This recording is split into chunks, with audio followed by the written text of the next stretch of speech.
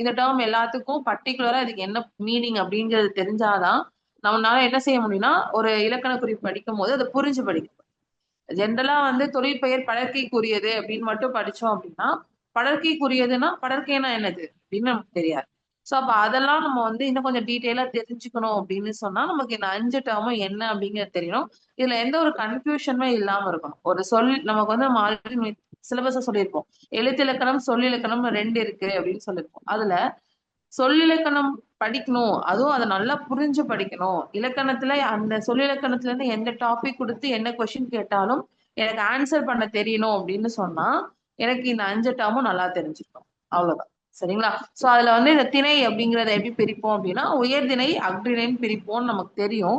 அப்ப அந்த உயர்திணைன்னா என்ன அப்படின்னா, ஜென்ரலா உயர்திணை அப்படின்னா உயிருள்ள அனைத்தும் அப்படின்றதா நமக்கு டக்குன்னு ஞாபகம் வரும். ஆனா அப்படி கிடையாது. உயர்திணை அப்படிங்கிறது யாரு அப்படின்னா மனிதன். மனிதனை தான் உயர்திணைன்னு சொல்றாங்க. மனிதன் இல்லாம மற்ற எல்லாமே நேத்தே சொல்லி பறவையா இருக்கலாம், விலங்கா இருக்கலாம், இல்ல அப்படின்னா பொருட்களாக இருக்கலாம். இது எல்லாத்தையுமே நம்ம அஃறிணைன்னு சொல்லுவோம். அப்போ தமிழ் எப்படி வகைப்படுத்துது திணைகளை அப்படின்னா உயர்திணை அஃறிணைன்னு வகைப்படுத்துது.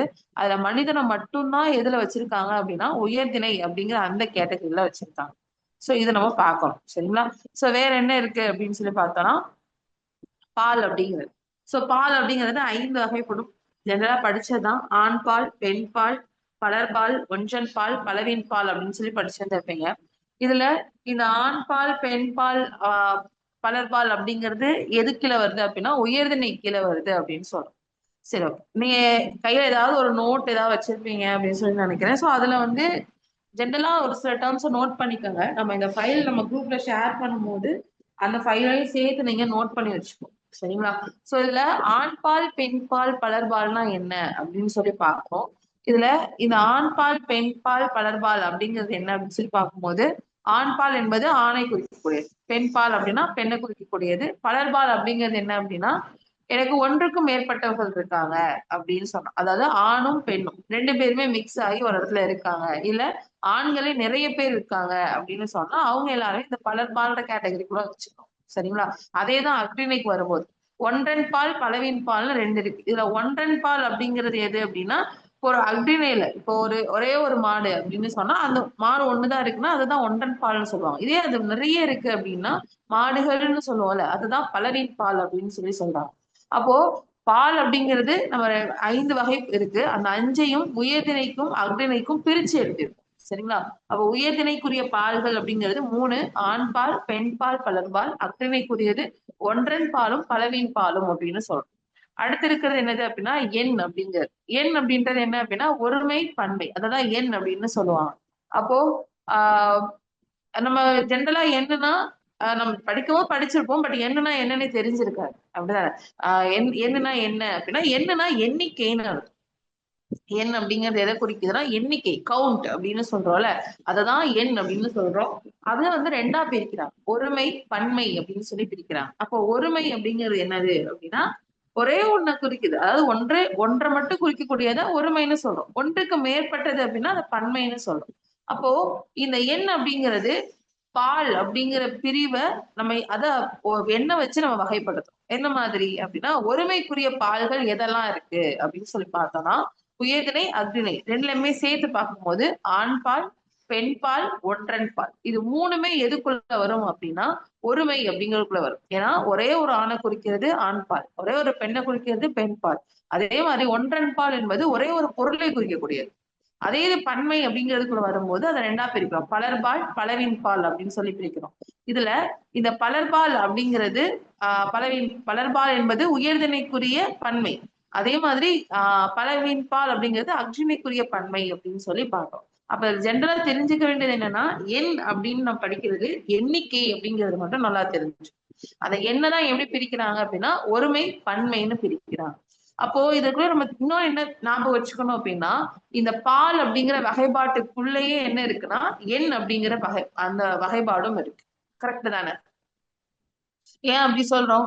ஏன்னா பால் அப்படின்றதுக்குள்ளேயே நம்ம ஒருமைக்குரிய பால்கள் பன்மைக்குரிய பால்கள்னு பிரிக்கிறதுனால எண்ணும் பாலும் வேற வேற கிடையாது அப்படின்னு சொல்றோம். அப்ப எண்ணும் பாலும் வேற வேற கிடையாதுன்னா அதே மாதிரி ஆள் அப்படிங்கிறது எதுல இருந்து பிரிக்கிறோம்? திணைக்குள்ளதான் பிரிக்கிறோம். அப்ப திணைக்குள்ளேயும் அது என்ன ஆகுது அப்படின்னா ரிலேட் ஆகுது அப்படின்னு சொல்லியிருக்கான். சரிங்களா?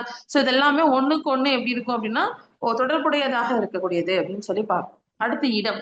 சோ இந்த இடம் அப்படிங்கிறது இன்னும் ரொம்ப நல்லா தெளிவா புரிஞ்சுக்கணும். இந்த இடம் அப்படிங்கிறது நல்லா புரிஞ்சுச்சுன்னா நிறைய தொடர்களை வந்து நம்ம புரிஞ்சுக்க முடியும். சரிங்களா? இது வந்து ரொம்ப பேசிக்கான ஒரு விஷயம். இந்த 5 விஷயமே ரொம்ப பேசிக். சோ இதுல வந்து கன்ஃபியூஷன்ஸ் இல்லாம இருந்தது அப்படின்னா நம்மளால மற்ற தொடர்கள் எல்லாத்தையும் ரொம்ப ஈஸியா அப்ரோச் பண்ண முடியும். சோ இதுல பார்க்க இடம் அப்படிங்கிறது என்னது அப்படின்னா இடம் அப்படிங்கிற இந்த பர்டிகுலரான வார்த்தை எதை பத்தி பேசுது அப்படின்னா ஒரு சொற்றொடர் இருக்கக்கூடிய எழுவாய், ஒரு சொற்றொடர்ல இருக்கக்கூடிய எழுவாய் எந்த இடத்துல இருக்கு அப்படிங்கறத நம்மளால புரிஞ்சுக்க முடியும். அதாவது எந்த இடத்துல இருந்து பேசுறாங்க, அவங்க இடத்துல இருந்து பேசுறாங்களா, இல்ல அவங்களுக்கு முன்னாடி இருக்கிற ஒருத்தரை பற்றி பேசுறாங்களா, இல்ல எங்கேயோ இருக்கிற ஒருத்தரை பத்தி பேசுறாங்களா அப்படிங்கிற மாதிரி பிரிச்சுக்கிறது. சோ இது என்ன மாதிரின்னா 3 வகை. தன்மை, முன்னிலை, படர்க்கைன்னு பிரிக்கிறோம். தன்மை அப்படிங்கிறது என்னது அப்படின்னா அந்த சென்டென்ஸ்ல இருக்கக்கூடிய அந்த எழுவாய் எப்படி இருக்கும்னா அவங்களையே அவங்க சொல்லிக்கிற மாதிரி இருக்கும். நான் நான் விளையாடுகிறேன், நான் எழுதுகிறேன் அப்படின்னு சொல்லி இங்க எப்படி பண்றாங்க அப்படின்னா அவங்களையே அவங்க குறிச்சுக்கிறாங்க அந்த சென்டென்ஸ் மூலமா, அந்த தொடர் மூலமா. அததான் என்னன்னு சொல்றாங்கன்னா தன்மைன்னு சொல்றாங்க. இந்த தன்மை அப்படிங்கறத 2ஆ பிரிக்கலாம். தன்மை ஒருமை, தன்மை பன்மைன்னு பிரிக்கலாம். என்ன மாதிரி? தன்மையில ஒருமையா இருக்காங்கன்னா நான்னு சொல்லுவாங்க. இதே தன்மையில பன்மையா இருக்காங்கன்னு சொன்னா நாம், நாங்கள்னு சொல்லுவாங்க. அப்போ தன்மையிலையும் எப்படி பிரிக்க முடியுது அப்படின்னா ஒருமை, பன்மை அப்படின்னு பிரிக்க முடியுது. அடுத்து 2வது முன்னிலை அப்படின்னு சொல்றோம். முன்னிலைன்னு எதை சொல்லுவாங்க அப்படின்னா நமக்கு முன்னாடி இருக்கக்கூடியவங்கள மென்ஷன் பண்ற மாதிரி. சரிங்களா? அதாவது அதுல இருக்கக்கூடிய தொடர் எப்படி இருக்கும்னா எனக்கு முன்னாடி இருந்து ஒருத்தர் பேசினா எப்படி இருக்குமோ அப்படி இருக்கும் அந்த தொடர். அததான் முன்னிலைன்னு சொல்றாங்க. அதாவது நான் எனக்கு முன்னாடி ஒருத்தவங்க இருக்காங்கன்னா அவங்க என்ன சொல்லுவேன் நீ, நீங்கள், நீ வீர் அப்படின்னு சொல்லுவோம். அப்போ எனக்கு முன்னிலை இருக்கக்கூடிய ஒரு ஆளை நான் மென்ஷன் பண்றேன். அப்போ முன்னாடி எனக்கு ஒருத்தர் இருந்தாங்கன்னா அத முன்னிலை ஒருமைன்னு சொல்லுவோம், நீன்னு சொல்லுவோம். இதே எனக்கு முன்னாடி நிறைய பேர் இருக்காங்கன்னு சொன்னா அவங்க என்னன்னு சொல்லுவோம்? முன்னிலை பன்மை அப்படின்னு சொல்லுவோம். கரெக்டா? அப்போ முன்னிலை ஒருமை, முன்னிலை பன்மை அப்படின்னு சொல்றது நீ, நீங்கள் அப்படின்னு சொல்றது. அடுத்து பார்க்கிறது படர்க்கை. படர்க்கை அப்படின்னு சொல்லி எடுக்கும் போது இந்த படர்க்கைனா என்ன அப்படின்னா எனக்கு தன்மையும் முன்னிலையும் அல்லாத மற்ற எல்லாருமே அவங்க எல்லாருமே என்னன்னு சொல்றாங்கன்னா படர்க்கைன்னு சொல்றாங்க. சரிங்களா? இது நம்ம இங்கிலீஷ் டேர்ம்ல பார்த்தோம் அப்படின்னா தேர்ட் பர்சன் அப்படின்னு சொல்லுவோம். படிச்சிருப்பீங்க. Third person singular, third person plural படிச்சிருப்பீங்க. அதே டேர்ம் தான் இங்க என்னன்னு சொல்றாங்க அப்படின்னா நமக்கு படர்க்கை அப்படின்னு சொல்றாங்க. அப்ப படர்க்கைனா என்ன அப்படின்னா நம்ம வந்து சொல்லக்கூடிய இங்க இல்லாத இன்னொருத்தவங்க, அதாவது நான் நீ அப்படின்னு சொல்லக்கூடிய இந்த 2 டேர்ம் இல்லாம மற்ற எல்லாருமே எந்த மாதிரி அவன், அவள்னு சொல்றது, இவன், இவள்னு சொல்றது, இது எல்லாமே என்ன அப்படின்னா படர்க்கை அப்படிங்கிற டேர்ம்குள்ளதான் வைக்கிறோம். அவர், அது, அவை அப்படின்னு சொல்ற எல்லாமே. இந்த படர்க்கை அப்படிங்கிறது எப்படி இருக்கும்னா தன்மை முன்னிலை அல்லாத மற்ற எழுவாய்களை குறிக்கக்கூடியது, மற்ற சப்ஜெக்ட்ஸை குறிக்கிறது அப்படின்னு சொல்றோம். அததான் என்னன்னு சொல்றாங்கன்னா படற்கைன்னு சொல்றாங்க. சரிங்களா? அடுத்து பார்க்கறது காலம். காலம் நமக்கு தெரியும் 3 காலம் இருக்கு. நிகழ்காலம், அதே மாதிரி இறந்த காலம், எதிர்காலம் அப்படின்னு சொல்லி 3 காலங்கள் இருக்கு அப்படின்றதும் நமக்கு தெரியும். அப்ப இது வேற என்ன பார்க்கணும் அப்படின்னு சொல்லி பார்த்தோம்னா சோ இப்ப இந்த 5 டேர்மும் தான் நம்ம நல்லா தெரிஞ்சுக்க வேண்டிய டேர்ம்னா இந்த 5 டேர்ம்.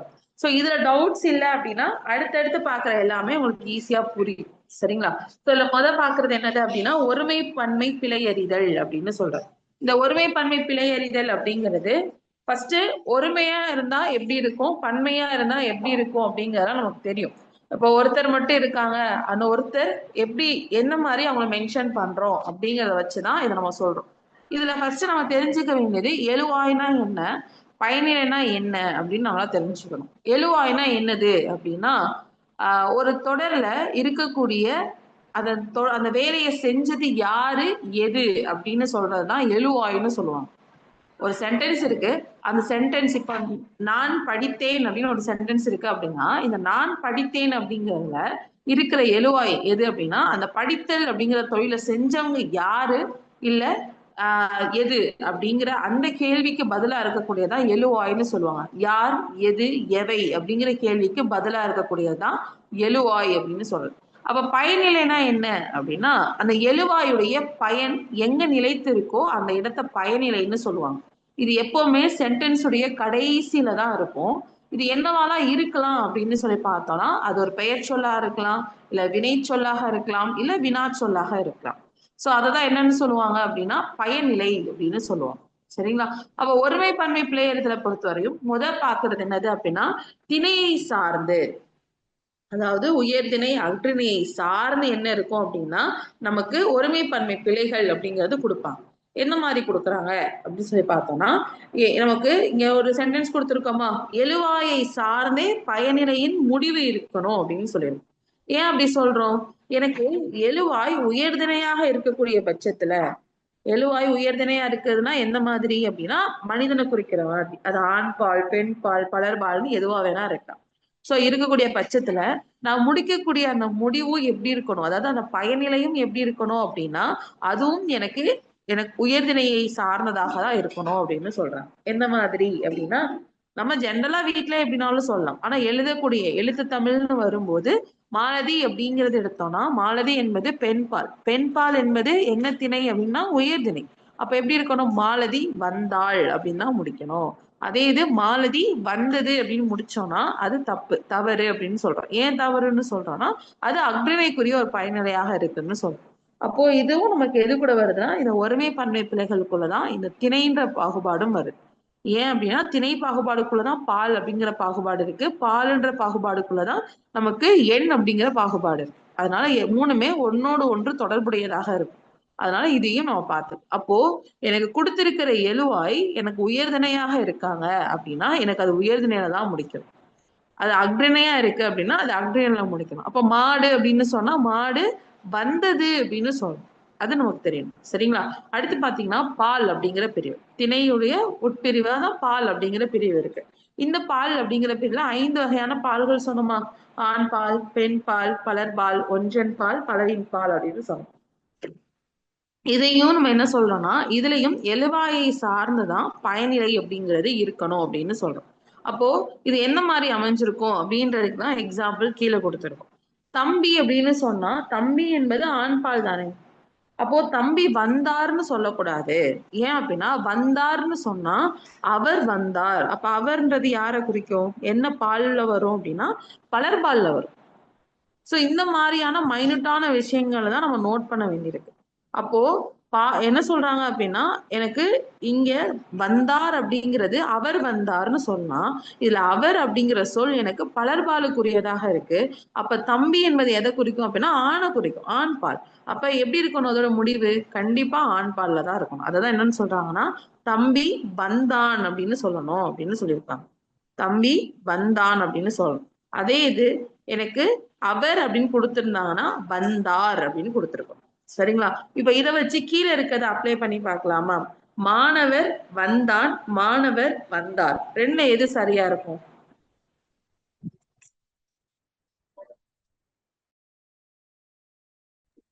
எது சரியா இருக்கும்னு நினைக்கிறீங்க? ஃபர்ஸ்டா செகண்டா? கமெண்ட் பண்ணலாமா?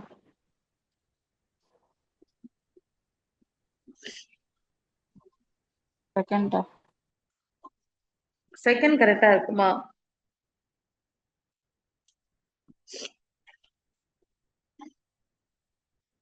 ஆக்சுவலா இங்க இருக்க ரெண்டுமே தப்பு தான்.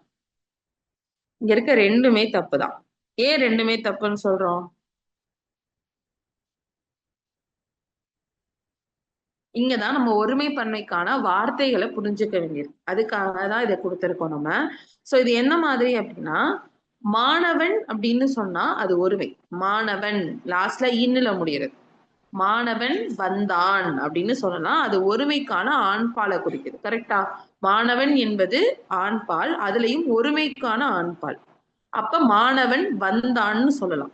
மாணவர் வந்தார் அப்படின்னு சொல்றது சரியா அப்படின்னா மாணவர் வந்தார்னு சொல்லக்கூடாது. ஏன் அப்படின்னா மாணவர் அப்படிங்கிறது ஒரு பன்மையை குறிக்குது, ஒரு குரூப் ஆஃப் பீப்புளை குறிக்கிறதுக்கு பயன்படுத்துற வார்த்தை தான் என்னது அப்படின்னா மாணவர்.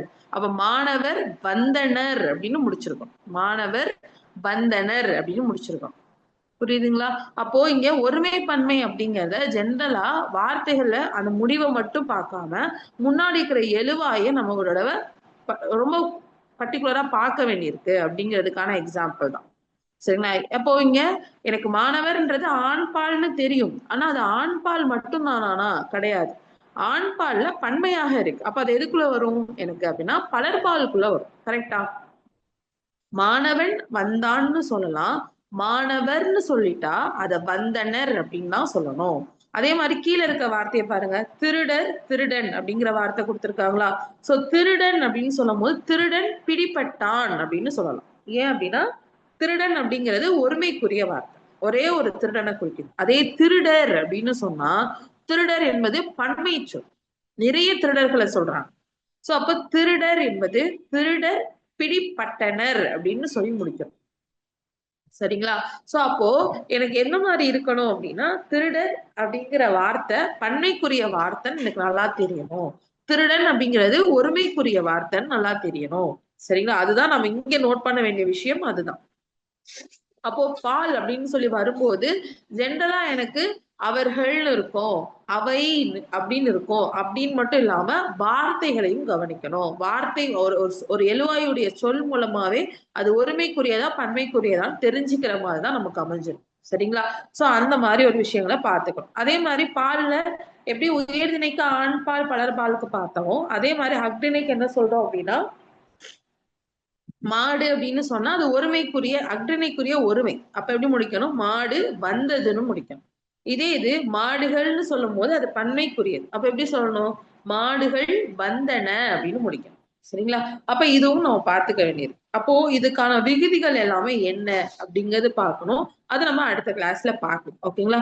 உயர்திணைக்கு என்னென்ன விகுதிகள் வருது, அதே அக்னிணைக்கு என்னென்ன விகுதிகள் வருது அப்படிங்கறத நம்ம அடுத்தடுத்த கிளாஸ்ல பார்க்கலாம். இது ஜெனரலா உங்களுக்கு தெரிஞ்ச விஷயம் தான். மாடு என்பது ஒருமை, அப்ப வந்ததுன்னு சொல்லுவோம். மாடுகள் அப்படின்னா பன்மை, அப்ப வந்தனன்னு சொல்லுவோம். அவ்வளவுதான். இது மட்டும் நல்லா தெரிஞ்சுக்கும். சரிங்களா? இதுல முக்கியமா இந்த பால் அப்படிங்கிற பாகுபாடுல தெரிஞ்சுக்க வேண்டியது என்னன்னா முன்னாடி இருக்கிற எழுவாய வச்சு நம்ம என்ன டிசைட் பண்ண வேண்டியிருக்கு? பயனிலையுடைய விகுதி எந்த மாதிரி இருக்கணும் அப்படின்னு தெரிஞ்சுக்க வேண்டியிருக்கு. அதை மட்டும் உடவை பார்த்து. ஓகேங்களா? அடுத்து பாக்குறது என்ன அப்படின்னா ஓகே விகுதிகள் வச்சு சொல்றதா. இப்ப நம்ம சொன்னோமா மேல பார்த்தோமா அதே விஷயங்களை வச்சுதான் இங்க நம்ம சொல்ல வரோம். எந்த மாதிரிலாம் சொல்ல வரோம் அப்படின்னு பார்க்கலாம். இப்போ மேல சொன்னும் போது நான் திருடர் அப்படின்னு சொல்ற வார்த்தை பன்மைக்குரியது அப்படின்னு சொன்னோம். அப்ப உங்களுக்கு ஒரு டவுட் வரும்ல, என்னது திருடர்கள் அப்படின்னு சொன்னா அப்ப அது பன்மை கிடையாதா அப்படின்னா அதுவும் பன்மைதான். அது நம்ம இப்ப வழக்கத்துல நம்ம எப்படி பயன்படுத்துறோம்னா திருடர் அப்படின்னா அது ஒருமை, திருடர்கள்னு சொன்னாதான் பன்மை. நம்ம என்ன பயன்படுத்துறோம்? திருடர்கள்னு பயன்படுத்துறோம். சரி அப்ப அதோட முடிவு எப்படி இருக்கும்? இப்ப நம்ம சொன்னோம் திருடன் அப்படின்னு சொன்னோம்னா திருடன் பிடிப்பட்டான் அப்படின்னு சொல்லணும்னு சொன்னோம்.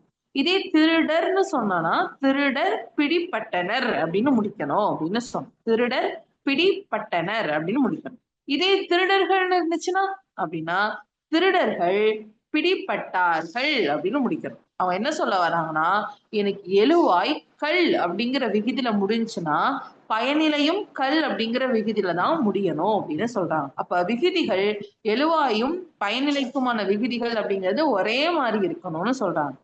அதுக்குதான் அறிஞர் அப்படின்னு எடுத்துக்கிறாங்க. இப்போ அறிஞர் என்பதுல எனக்கு கல் விகுதி இருக்கானா? கிடையாது. அறிஞர் என்பது எழுவாய். வந்தார் அப்படிங்கிறது எனக்கு பயனிலை. எனக்கு அறிஞர் என்பதுல என்ன இல்லை அப்படின்னா அறிஞர் அப்படிங்கிறதுல எனக்கு கல் அப்படிங்கிற விகுதி இல்லை. அதே இது பயனிலையில பார்த்தோம் அப்படின்னா வந்தார்கள் அப்படிங்கறதுல கல் அப்படிங்கிற விகுதி இருக்கு. அப்ப அது சரியா தவறா அப்படின்னா அது என்னவா இருக்கும்? அப்போ சரியா தவறா? தவறு. தவறு. ஏன் அப்படின்னா எழுவாயில கல் விகுதி இல்லாதப்போ பயனிலையில கல் விகுதி நம்ம சேர்க்க கூடாது அப்படின்னு சொல்றோம். புரியுது இல்லையா? சோ அந்த தான் நம்ம நோட் பண்ணிக்கணும் அப்படின்னு சொல்றோம். அப்ப விகுதிகள் அப்படிங்கிறது எதை வச்சு வருதுன்னா எழுவாய் என்ன விகுதியில பெற்று வருமோ அதே இதெல்லாம் பயனிலை முடியும் அப்படின்னு சொல்றாங்க.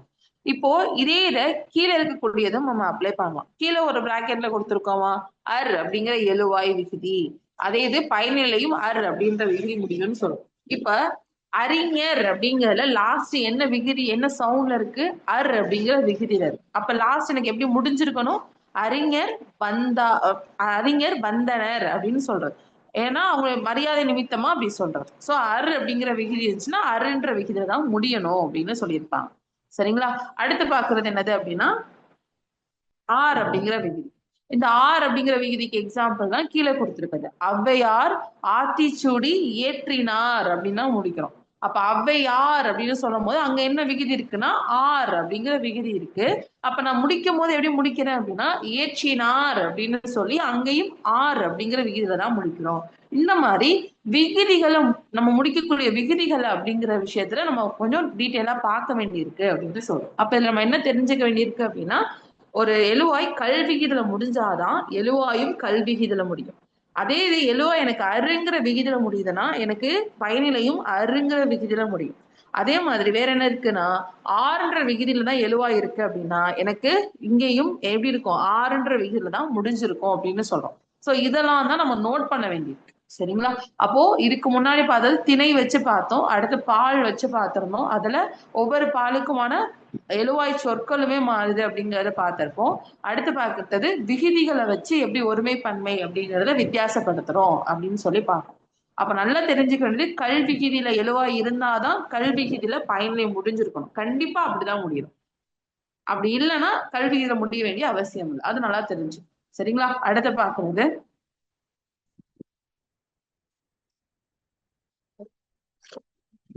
எண் அப்படிங்கறத பார்க்கிறோம். இப்பதான் சொன்னோம் எண் அப்படின்னா எண்ணிக்கை அப்படின்னு சொன்னோம். இதுல ஜென்ரலா தெரிஞ்சுக்க வேண்டியது என்னன்னா எனக்கு எழுவாய் ஒருமையில இருந்ததுன்னா பயனிலையும் ஒருமையில தான் முடிஞ்சிருக்கணும். எழுவாய் பன்மையா இருந்துச்சுன்னா பயனிலையும் பன்மையில தான் முடியும். இதுல நல்லா டவுட்ஸ் இல்லாம இதுல முதல்ல கிளாரிஃபை பண்ணிக்கணும். என்னது அப்படின்னா எனக்கு எழுவாய் ஒருமையா இருக்கா பன்மையா இருக்கா, ஒருத்தர் இருக்காங்க நிறைய பேர் இருக்காங்க, பயனிலை ஒருமையா இருக்கா இல்ல பன்மையா இருக்கு, அதாவது எது எப்படி சார்ந்தது முடிஞ்சிருக்கு அப்படிங்கறத அவங்க நோட் பண்ணணும். அதை நோட் பண்ணாதான் நம்ம வந்து ஒருமை பன்மை பிழை நீக்குகன்னு ஒரு கொஸ்டின் கொடுக்குறாங்கன்னா அந்த கொஸ்டின்ல தான் நம்மளால அதை எடுத்து எழுத முடியும். சரிங்களா? அதனால நமக்கு தெரிஞ்சுக்க வேண்டியதுன்னா எனக்கு பயனிலை பன்மையில முடியுதுன்னா எழுவாய் பன்மையா இருக்கா அப்படின்னு செக் பண்ணணும். இல்ல எனக்கு பயனிலை ஒருமையில முடிஞ்சிருக்குன்னா முன்னாடி எழுவாய் ஒருமையா இருக்கான்னு நம்ம செக் பண்ணணும். அதுதான் நம்ம செக் பண்ண வேண்டியது. சரிங்களா? சோ இதுல இன்னொன்னு என்ன இருக்கு அப்படின்னா எதிர்மறை சொற்கள் கொடுத்திருக்காங்க. எதிர்மறையில ஒருமை பன்மை சொற்கள் அப்படிங்கிறது கொடுத்திருக்காங்க. அது ரொம்ப ரொம்ப முக்கியம். இது இல்லாத கொஸ்டின் பேப்பர் நீங்க பார்க்கவே முடியாது. இந்த இந்த டேர்ம் இல்லாத ஒரு கொஸ்டின் பேப்பரை நீங்க பார்க்கவே முடியாது. ஏன் அப்படின்னா இது வந்து உங்களுக்கு எப்படி இருக்கும்னா ஒருமை பன்மை அப்படிங்கிறத தாண்டி பிழை திருத்தம் பிழை நீக்குக அப்படிங்கிறதுக்கு கீழேயும் இந்த கேள்வியை கேட்கறாங்க. ஒரு எலிஜிபிலிட்டி கொஸ்டின் பேப்பர் பார்த்தாலும் தமிழ் எலிஜிபிலிட்டி கொஸ்டின் டெஸ்ட் வைப்பாங்க. அதாவது மற்ற டிபார்ட்மெண்ட் எக்ஸாம்ஸ் எழுதுறவங்களுக்கு தமிழுக்குன்னு எலிஜிபிலிட்டி டெஸ்ட் வைப்பாங்க. அதுலயுமே என்ன இருக்கும்னா ஒரு 3 கொஸ்டின் கூட இதுல இருந்தே நமக்கு கேட்டிருந்திருக்காங்க. அதனால இது ரொம்ப ரொம்ப முக்கியம். அப்ப எதிர்மறை சொற்கள் அப்படின்றது என்ன அப்படின்னா ஒரு சென்டென்ஸ்ல நான் அப்படிங்கிற எழுவாய் இருந்துச்சுன்னா அதுவும் அந்த சென்டென்ஸ் எதிர்மறையான ஒரு சென்டென்ஸா இருக்கு அப்படின்னா எதிர்மறையான தொடரா இருந்ததுன்னா அங்க என்ன சொற்கள் பயன்படுத்தணும் அப்படிங்கறதான் இங்க கொடுத்திருக்காங்க. நான் அப்படின்னா நான் அல்லேன்னு சொல்லணும், நாம் அல்லோம், நீ அல்லை, நீவீர் அல்லீர்னு சொல்லணும். அடுத்தது அவர்னா அல்லர், அவன் அல்லன், அவள் அல்லல், அது அப்படின்னா அன்றுன்னு முடிக்கணும், அவை அப்படின்னா அல்லன்னு முடிக்கணும். இங்க நிறைய பேரு கன்ஃபியூஷன் எதுல வரும் அப்படின்னா அதுனா அவை வருமா அல்ல வருமா அன்று வருமான்னு குழப்பம். எப்படி ஞாபகம் வச்சுக்கலாம் அப்படின்னா அது அப்படிங்கிற சொல்லல லாஸ்ட் என்ன சவுண்ட் முடியுது அப்படின்னா உகரத்துல முடியும். கரெக்டா? அது அப்படின்றது லாஸ்ட் இத்து பிளஸ் ஊல முடியுதா? அதே மாதிரி அன்று அப்படிங்கறத லாஸ்ட் எப்படி முடியுது? ஊல முடியுதா? அப்ப உகரத்துல முடியும் அப்படிங்கறத நம்ம நல்லா பார்த்துக்கணும். அவை அப்படிங்கிறது பன்மை சொல். அப்ப அதுக்கு எப்படி இருக்கும்னா அல்லன்னு முடியணும் அப்படின்னு ஞாபகம் வச்சு. சரிங்களா?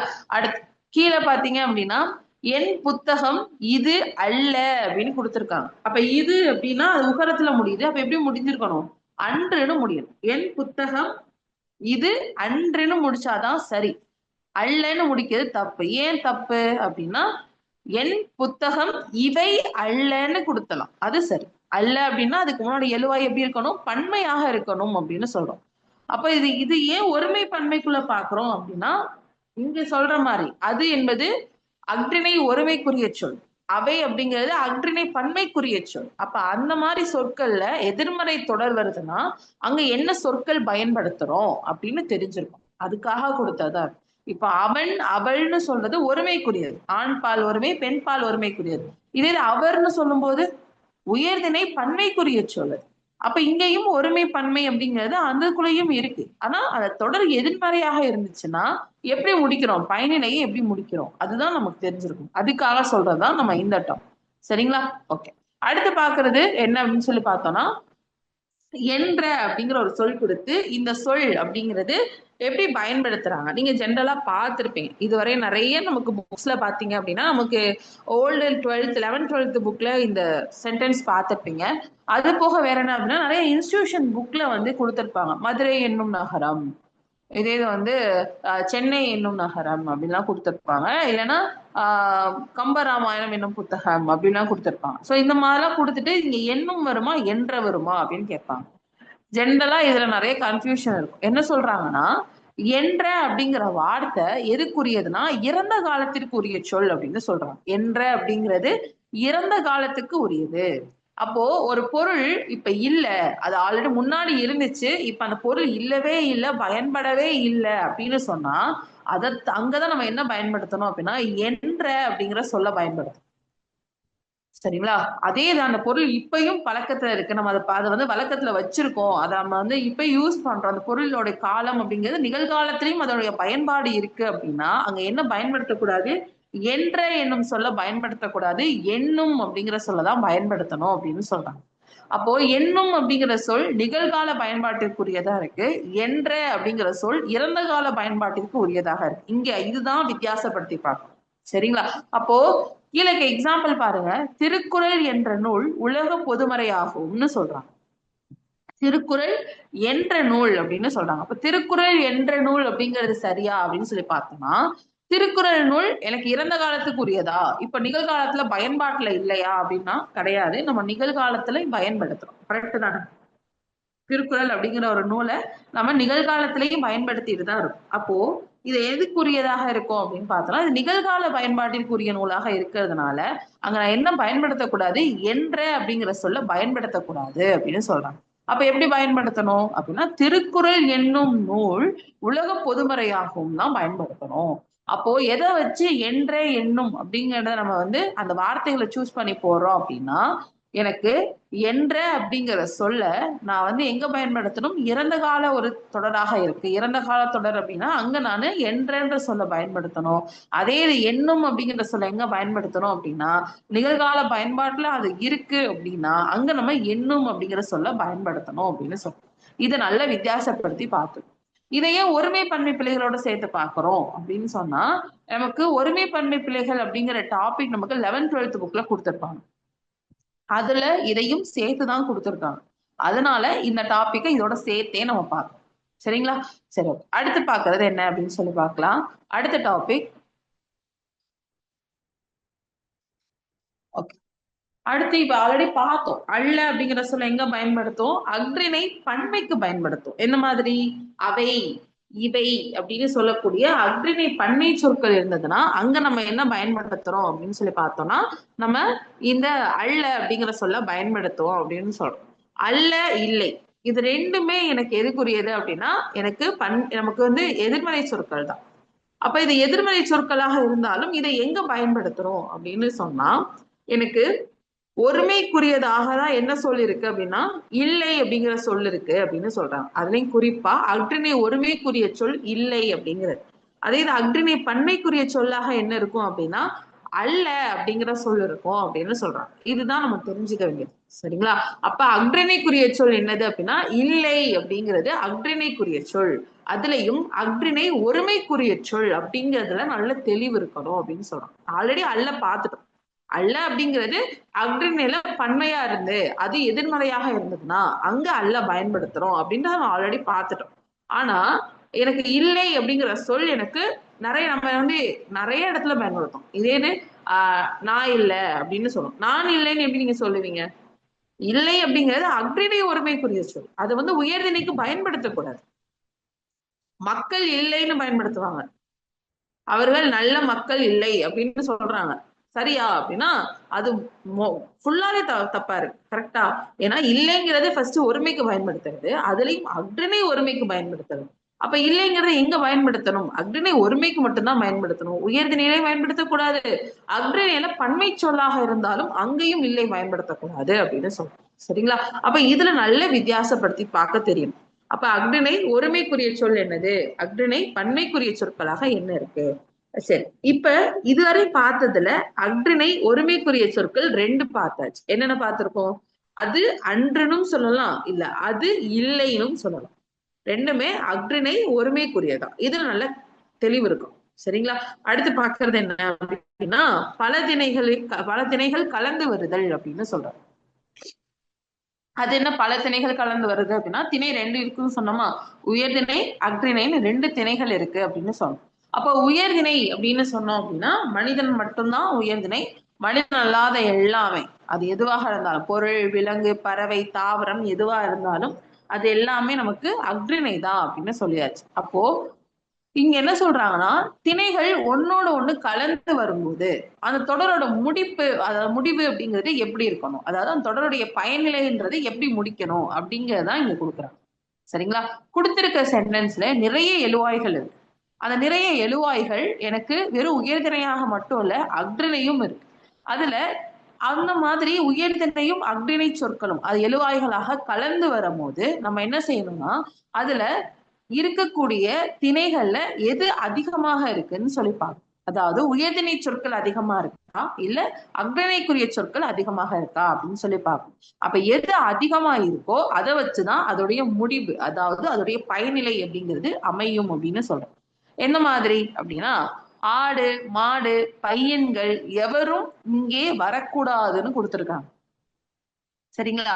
அப்ப இங்க எதை வச்சு தவறுன்னு சொல்லி எதனோட அடிப்படையில இதை தவறுன்னு சொல்றாங்க அப்படின்னு சொல்லி பார்க்கணும். இந்த சென்டென்ஸ் தவறுன்னு சொல்றாங்க, எதை வச்சு சொல்றாங்க அப்படின்னா, எவரும் அப்படின்னு சொன்னா, இந்த எவரும் அப்படிங்கிற சொல்ல நான் எங்க பயன்படுத்துறேன், உயர்திணைக்கு பயன்படுத்துறேன். கரெக்டா?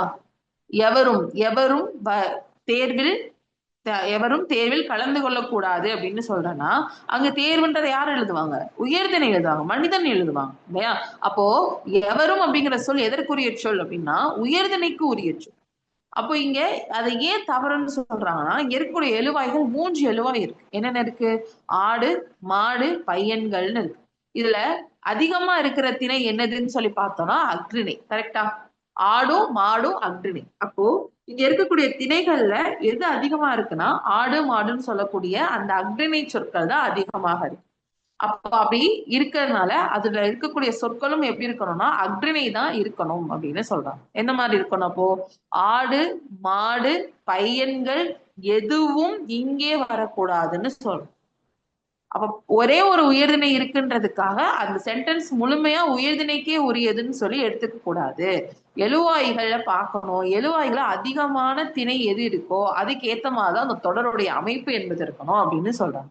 அப்ப ஆடு, மாடு, பையன்கள் என எதுவும் இங்கே வரக்கூடாதுன்னு சொன்னோம். எவரும் என்பது உயர்திணைக்குரியது. அதனாலதான் அந்த தொடர தவறு அப்படின்னு சொல்லியிருக்காங்க. அப்ப அஃறிணைகள் பன்மையாக இருக்கு அப்படின்னா அந்த தொடருடைய அமைப்புல எல்லா இடத்துலயுமே எப்படிதான் இருக்கணும் அப்படின்னா அஃறிணைக்குரியதாகவே இருக்கணும். இதே உயர்திணை அதிகமாக இருந்ததுன்னா கீழே ஒரு சென்டென்ஸ் கொடுத்திருக்காங்க, என்னது அப்படின்னா, ஆசிரியர்கள், மாணவர்கள், கல்வி அலுவலர்கள் மற்றும் பள்ளிகள் என அனைவரின் எண்ணிக்கையும் கணக்கில் எடுத்துக்கொள்ளப்பட்டன அப்படின்னு சொல்லியிருக்காங்க. கரெக்டா? கரெக்டா? இதை எப்படி கரெக்ட்னு சொல்றோம்? இதுல நல்லா பாத்தீங்க அப்படின்னா, இதுல இருக்கக்கூடியதுல இதுல ஆசிரியர்கள், மாணவர்கள், கல்வி அலுவலர்கள்னு சொல்லும் போது இது 3மே எனக்கு உயர்திணைக்குரியது. பள்ளிகள் அப்படிங்கிறது அஃறிணைக்குரியது. அப்ப இங்க நான் அனைவரின் அப்படின்னு சொல்றேன். அனைத்தையும் இல்ல அனைத்தின் அப்படின்னு சொன்னா அது எனக்கு பன்மைக்குரிய சொல்லா இருக்கும். இங்க நான் எப்படி எடுத்துக்கிறேன், அனைவரின் எண்ணிக்கையும்னு சொல்லி பள்ளிகளையும் உயர்திணையா எடுத்துக்கிறேன். ஏன் எடுத்துக்கிறேன், இந்த சென்டென்ஸ்ல மொத்தம் 4 எழுவாய் இருக்கு. அதுல 3 எழுவாய்கள் எதுக்குரியதா இருக்கு, உயர்திணைக்குரியதா இருக்கு. ஒரே ஒண்ணுதான் அல்டர்னையா இருக்கு. அப்போ பல திணைகள் கலந்து வரும்போது அந்த சென்டென்ஸ்ல இருக்கக்கூடிய எழுவாய்கள்ல அதிகமா என்ன இருக்கு அப்படின்னு பார்க்கணும். அதுக்கு ஏத்த மாதிரிதான் அந்த தொடர் அமையணும். அப்ப எப்படி இருக்கணும், ஆசிரியர்கள், மாணவர்கள், கல்வியாளர்கள் மற்றும் பள்ளிகள் என அனைவரின் எண்ணிக்கையும் கணக்கில் எடுத்துக்கொள்ளப்பட்டன அப்படின்னு முடிச்சிருக்காங்க.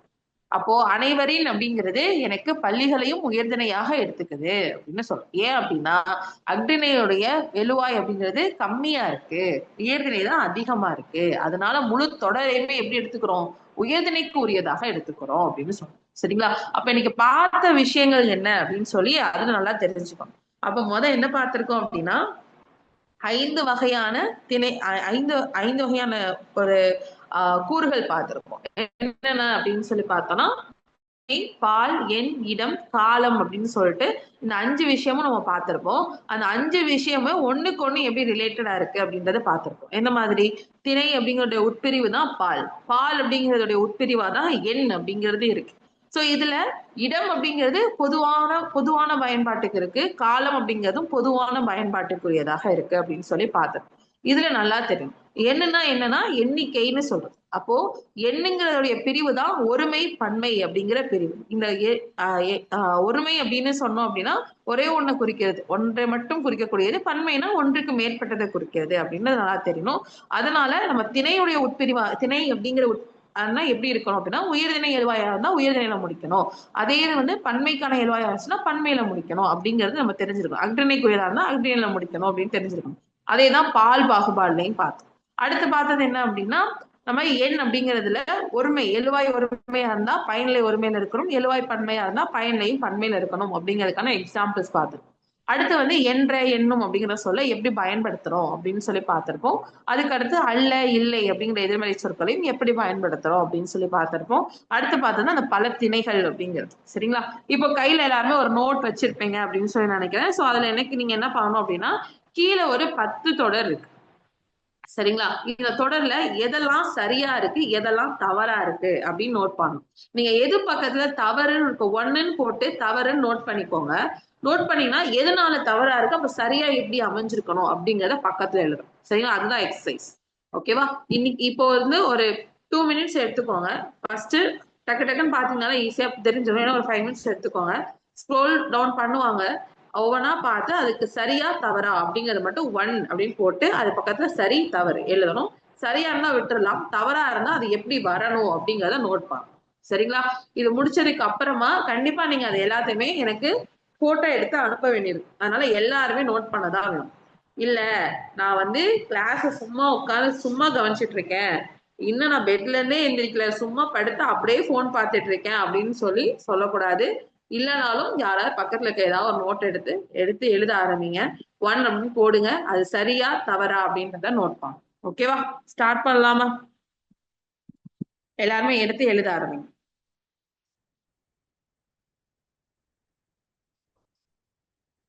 ஃபர்ஸ்ட் ஒன், நண்பர் வந்தான் அப்படின்னு கொடுத்திருக்காங்க. சரியா இருக்கா? நண்பர் வந்தான்.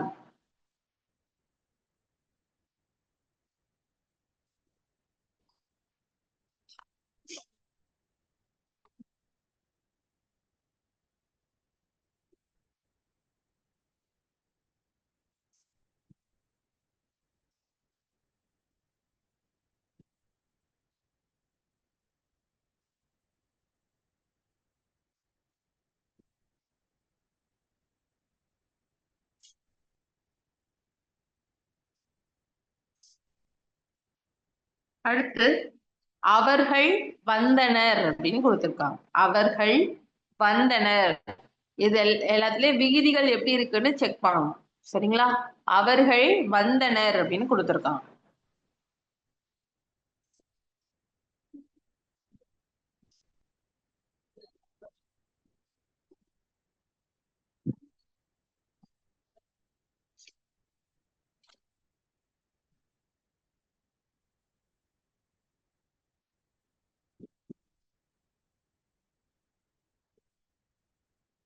அடுத்து மூன்றாவதா இருக்கிறது நேற்று அண்ணன் வந்தான் அப்படின்னு கொடுத்திருக்காங்க. நேற்று அண்ணன் வந்தான். சரியா இருக்கா தவறா இருக்கா?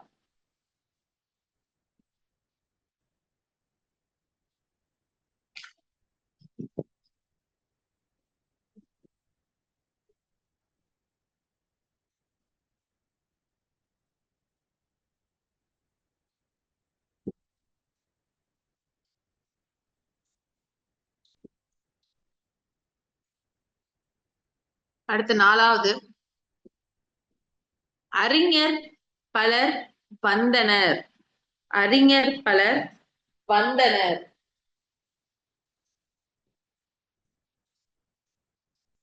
அறிஞர் பலர் வந்தனர் அப்படின்னு கொடுத்திருக்காங்க.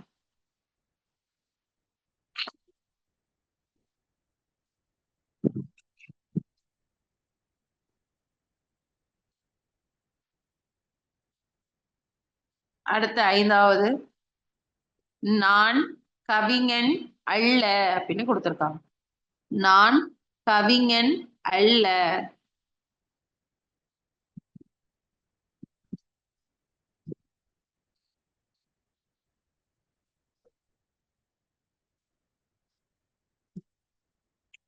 நான் கவிஞன் அல்ல. சரியா?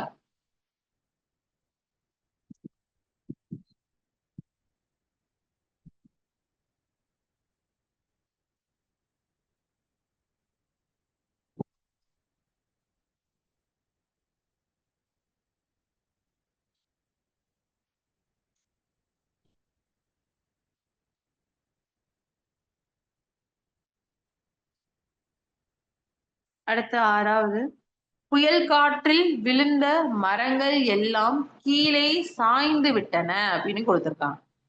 புயல் காற்றில் விழுந்த மரங்கள் எல்லாம் கீழே சாய்ந்து விட்டன.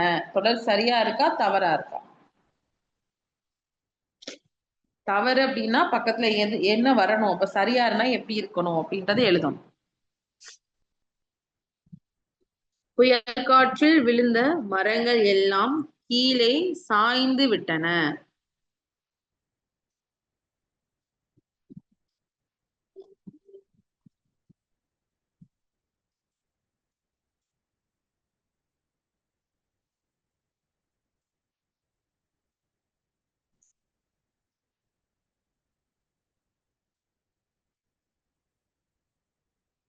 அடுத்து, யானை, புலி, குதிரை, ஒட்டகம், கோமாளிகள் எல்லோரும் அரங்கில் இருந்தனர் அப்படின்னு கொடுத்திருக்கோம். சரியா இருக்கா? தொடர் சரியா இருக்கா இல்ல தவறா இருக்கா?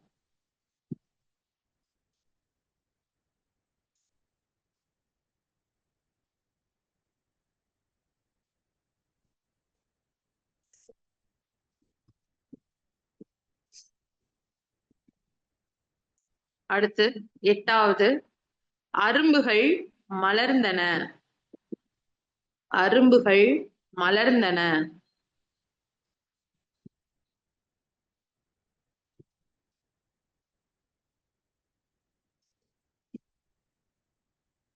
சரியா இருக்கா தவறா இருக்கான்னு நோட் பண்ணுங்க. கண்டிப்பா எல்லாருமே நோட் பண்ணுவீங்க அப்படிங்கறதுதான், அது வந்து நம்பிக்கையோட அடிப்படையில தான் அதை நம்ம சொல்றது. சரிங்களா? சரி, அவங்க சும்மா சொல்லட்டும் பாத்துக்கலாம் அப்படின்னு நினைக்காதீங்க. ட்ரை பண்ணுங்க. ட்ரை பண்ணாதான் நம்மளால மிஸ்டேக்ஸ் கண்டுபிடிக்க முடியுதா அப்படின்னு தெரியும். அடுத்த பத்தாவது, என் எழுதுகோள் இது அல்லன்னு கொடுத்திருக்காங்க. என் எழுதுகோள் இது அல்ல.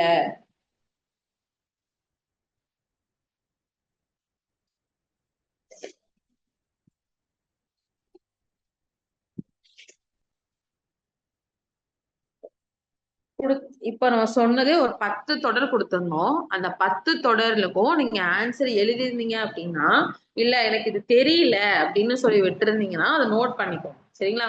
இப்ப நம்ம அது திரும்ப ஆன்சர்ஸ் எப்படி இருக்கும் அப்படின்னு சொல்லி டிஸ்கஸ் பண்ணோம். ஓகேயா? டவுட் இருந்ததுன்னா கண்டிப்பா கிளாஸோட எண்ட்ல கண்டிப்பா கேட்கணும். டவுட் செஷன் கேட்காம வரக்கூடாது. யாராவது ஏதாவது நினைச்சுப்பாங்க அப்படின்லாம் நினைக்க வேணாம்.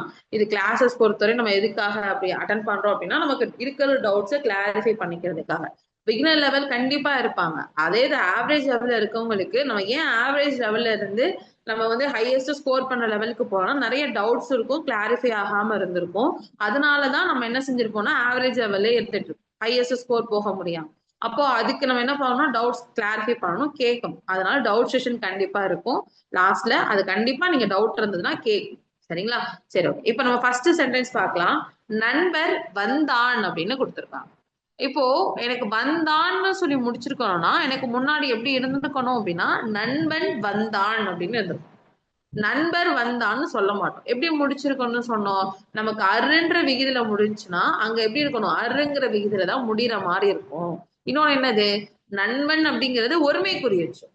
அதே நண்பர் அப்படின்னா நண்பர் என்பது பன்மைக்குரிய சொல். சரி, நம்ம வந்து ஜென்ரலா பார்த்திருப்போம்.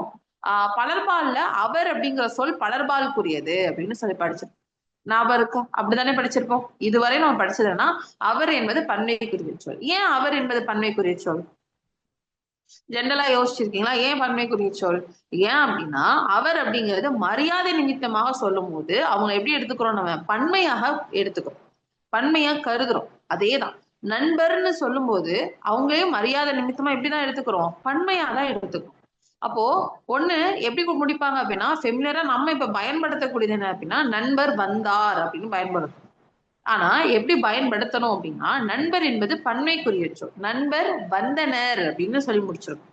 ஏன்னா அருன்ற விகில முடிஞ்சுன்னா வந்தனர், அப்ப லாஸ்ட் எப்படி முடியுது? அருங்கிற விகில தான் முடியுது. இல்ல எனக்கு வந்து வந்தனர்னு குடுக்கல, வந்தார்னு தான் குடுத்திருக்காங்கன்னா கண்டிப்பா வந்தார்ன்றத நீங்க ஆன்சரா எடுத்துக்கலாம். இல்லாத பட்சத்துக்கு நல்லா ஞாபகம் வச்சுக்கணும். ஒரு கொஸ்டின் கொடுத்து ஒரு 4 ஆப்ஷன் குடுக்குறாங்கன்னு சொன்னாலே அதுக்கு என்ன அர்த்தம்னா சூஸ் த பெஸ்ட் ஆன்சர்னு அர்த்தம். உங்களுக்கு ஃபில் இன் த பிளாங்க்ஸ் மாதிரி கோடு கொடுத்துட்டாங்கன்னா சூஸ் த ஆன்சர், இல்லைன்னா கொடுத்துட்டாங்கன்னா ஆன்சர் கொடுத்துருக்க பிளாங்க்ஸ்ல ஆன்சரை எழுதுங்கன்னு அர்த்தம். ஆனா ஒரு 4 ஆப்ஷன் கொடுக்குறாங்கன்னா என்ன அர்த்தம் அப்படின்னா எனக்கு சூஸ் த பெஸ்ட் ஆன்சர்னு அர்த்தம்.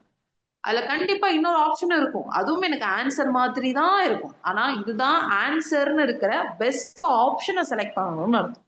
சரிங்களா? அப்போ என்ன ஆப்ஷன்ல கொடுத்திருக்காங்க அப்படிங்கறத வச்சுதான் நம்ம என்ன செய்யறோம்? எது ஆன்சர்னு நம்ம எடுக்கிறோம். அது நல்லா தெளிவா இருக்கும். சரிங்களா?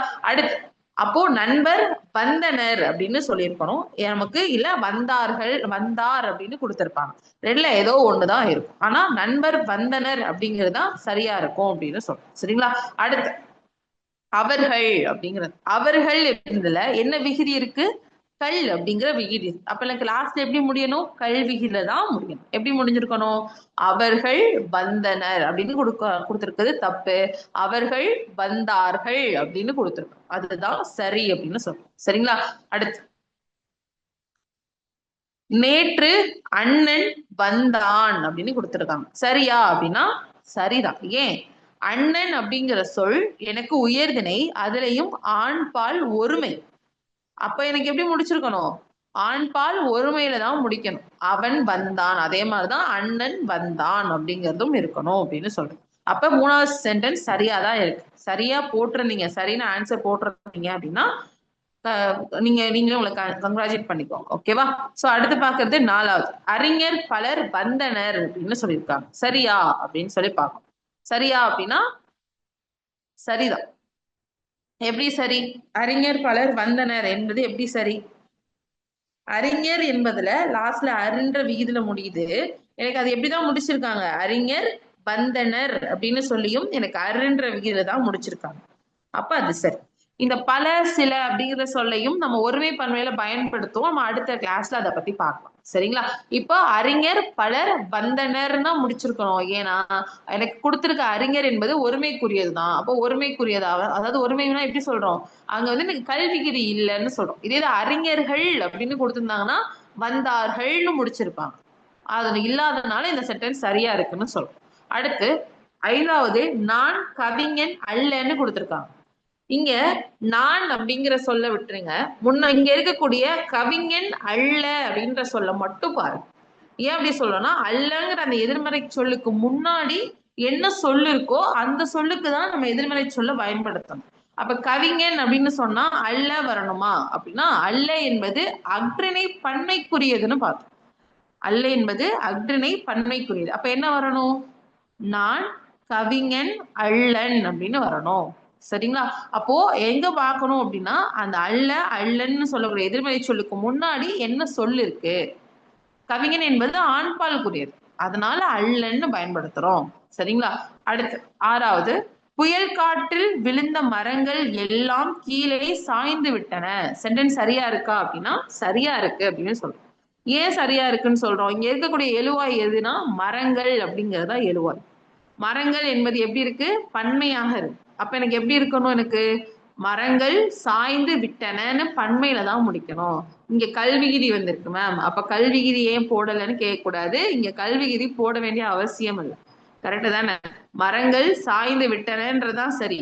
சாய்ந்து விட்டார்கள்னு சொல்ல மாட்டோம். கல்விகிதி எல்லாம் பன்மைக்குரிய, அதாவது உயர்திணையில தான் நம்ம என்ன செய்வோம், எழுவாய் வந்து நமக்கு உயர்திணை பன்மையா இருந்துச்சுன்னா லாஸ்ட்லயும் பன்மையில முடிக்கணும், கல்விகிதி போடுவோம்.